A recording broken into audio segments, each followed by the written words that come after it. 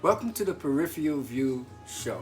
My name is Alfonso Severos, and the Peripheral View is my weekly short video series addressing those issues on the edge of the news. Right now in Congress, a major debate is occurring, a debate that will affect millions of Americans not only today, but for the next 50 years. I'm talking about that portion of the infrastructure plan, which is a $4 trillion plan, and of that 4 trillion, 2 trillion is for infrastructure care. And what is the infrastructure care plan? That's for services and policies to address the needs of families and caregivers. Families and caregivers. And how do they intend to go about this? Now, this is a major platform and initiative of the Democratic Party. It is also the portion of the entire infrastructure bill that Republicans are adamant against. And one reason is the funding of it. The President, Biden, is proposing an increase in corporate tax from 21% to 28%, even though 28% was a level in which the corporate taxes were before they were reduced. Now, this plan includes child care. And child care is a major issue in women being left out of the workforce or having difficulty in returning to the workforce. A recent survey found that over half of the women surveyed identified the major obstacle of child care. And this is especially true for low, middle-class women and women of color. So this bill allocates significant funding to address that need. It also allocates money for family and medical leave and home community-based services. Now, this home community-based services is geared towards the elderly and the disabled. Now, I'm just going to focus on the elderly, senior citizens, people 65 and older.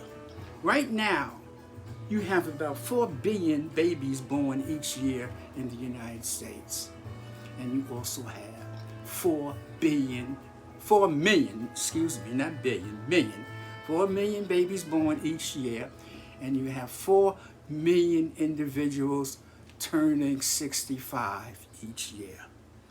Now, we know people are living longer, and by 2030, only 9 years from now, all of the baby boomers would have reached 65.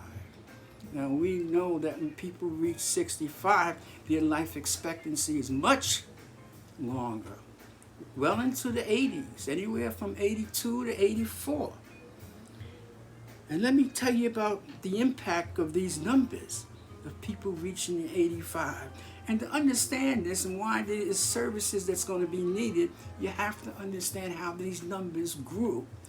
By 1900, the year 1900, there was only 3.1 million individuals in America who were 65 and over. By the year 2000, there were 25 million individuals 65 and over. By 2018, there were 52 million Americans 65 and over. And this means a lot of people will need some form of home care. And home care is a major industry, but it's also an industry in which workers are grossly underfunded. And this bill will address some of the funding needs of those workers. 87% of your home care workers are women. Half are Latino, Asian, or Latino. And by the year 2028, and that is not a long way, it's not a long way away, we will need to fill 4.7 million new child care workers' jobs. Now, this bill addressed those needs because seniors are living longer, the numbers with Alzheimer's and the need for home care and child care workers are growing.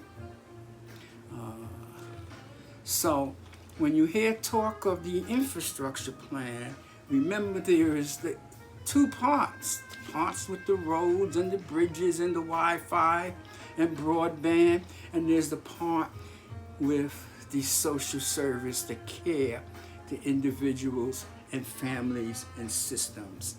And right now, in Congress, it looks like the part of the bill that will be cut will be the part for infrastructure care with the most vulnerable group who needs it the most, seniors and disabled. Let's hope this changes. I hope this information was useful, and thanks for watching.